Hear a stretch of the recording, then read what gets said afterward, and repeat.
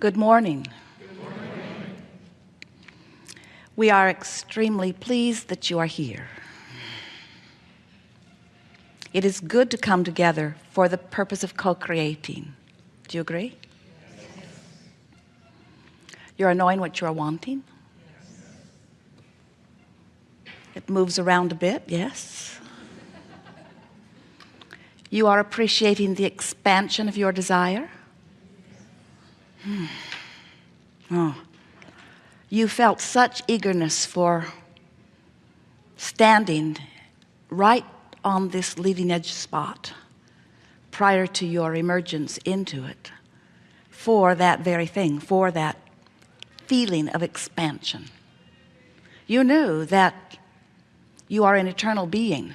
Maybe you still remember that, but you really knew it from your non-physical perspective. You knew that you are source energy and that you were coming forth to express that source energy in the physical format.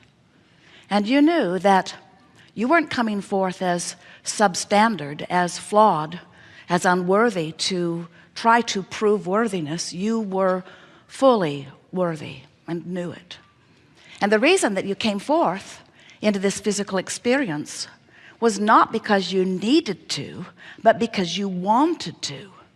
You came forth for the thrill of the tactile, visceral experience of physicality. You see, you are always creator, and you are vibrational much more than you are physical, flesh, blood, and bone. You are vibrational beings. And the reason that you were so excited about coming forth into this physical format is because you knew that by offering thought from this perspective out here on this leading edge, that things would actualize to support the thoughts that you are thinking. You knew that the thoughts that you think would be managed by law of attraction, and that in this leading edge environment they would manifest. And so you knew that by living and thinking and manifesting, you would learn to more deliberately think. You knew that you could live a little and watch the results of your thought, and then if there was anything less than what you wanted or more than what you wanted, more of what you don't want or less of what you do want, that you could just adjust your thoughts so that you could get it just the way you want it from whatever perspective you are currently standing. You knew that you would have that ability to think and feel and manifest. We call that post-manifestational awareness. In other words, that's just living and getting and then observing what you're getting and then maybe making a new decision about what you would like to think. But you knew without any question at all that your thoughts and your manifestations always match, always match, always match, always match every single time. And you also knew that you were the thinker of the thoughts. Oh, of course you knew that you would be responding to environment and that you might be influenced by the thinkers of others. But you also knew that you were the only one that could think within you. You knew that you were the only one who could offer your vibration. You knew that whatever you were offering vibrationally would manifest, and you felt such delight in knowing that you were coming forth in order to exercise that understanding. We love it when something manifests and you take stock of what it is, and then you make a new decision about adjusting your vibration. Esther's made a new decision recently after going through a 300 to 400 item punch list on the new house. Unfinished things, they're all finished now, but it was a month of attention. She's decided to do something that we have been teasing all of you about for a long time. We say we just love it when someone is terminally ill, because then they finally do the only thing that worked anyway, when they have no other options. And Esther has discovered that she has no choice but to let go of control, because there are too many moving parts. When you have a small life, you can control it through your action, through your words, through your determination, through your willpower, through your rules and requirements and enforcements of those rules, by your shoulds and shouldn'ts, by your, if you don't do that, I will be really mad at you. But when your life gets bigger, you begin to discover that there are too many plates to keep spinning. And when the plates start crashing around you because there's not enough of you to keep them spinning, because you were never meant to control your life through your words, through your behavior, through your action. You intended to be the creator, controller of your life experience through the thoughts you think. So when you step back into that understanding and you let how you feel matter more to you than anything else, not how you feel physically, how you feel emotionally. We know you can sometimes be tired, but we want you to be tired and satisfied. We know that sometimes you can be maybe uncomfortable, but you can be uncomfortable and hopeful rather than uncomfortable and fearful.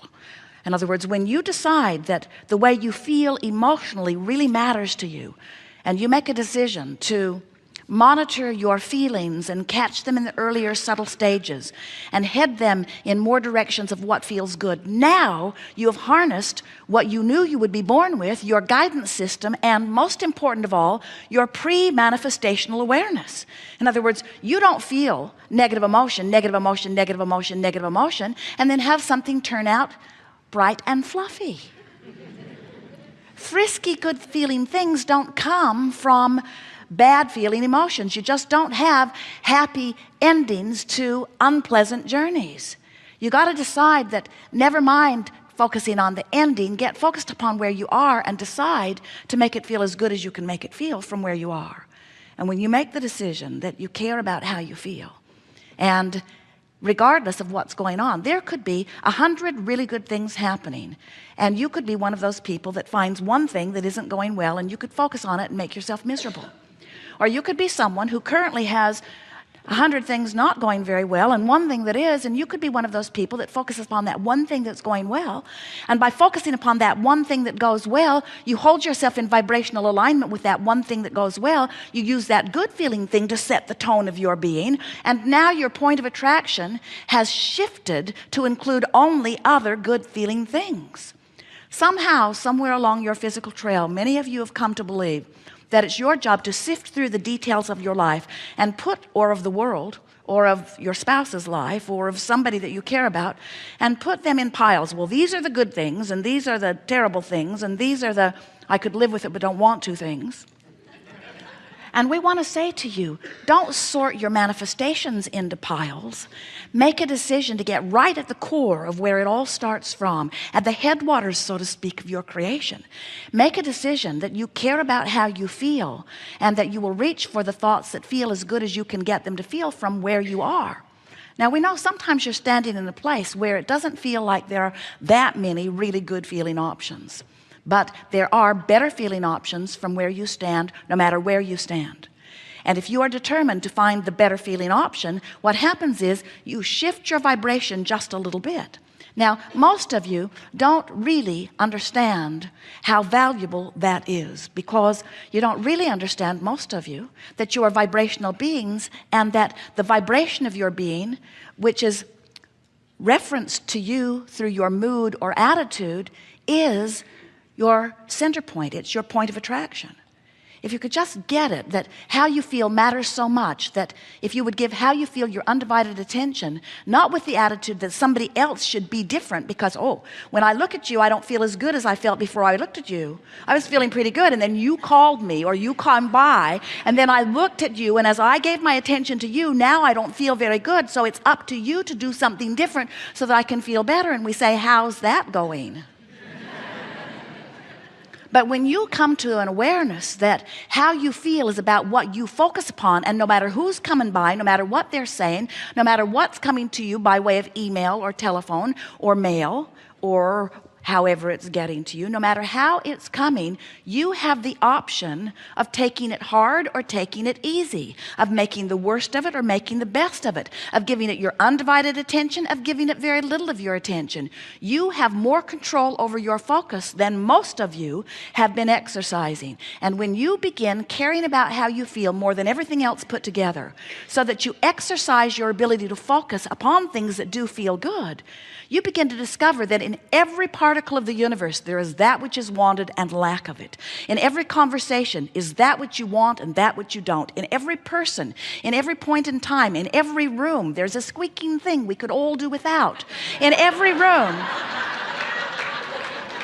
There is that which is wanted and that which is not wanted. And you may have a very good opportunity today to tune that squeaking thing out, because we have an idea it's going to keep squeaking. It's not going to go away just because we loathe it, whatever it is. In other words, give your attention in whatever segment of your life you are focused to that which is best feeling to you, and tune yourself little by little into vibrational alignment with who you are.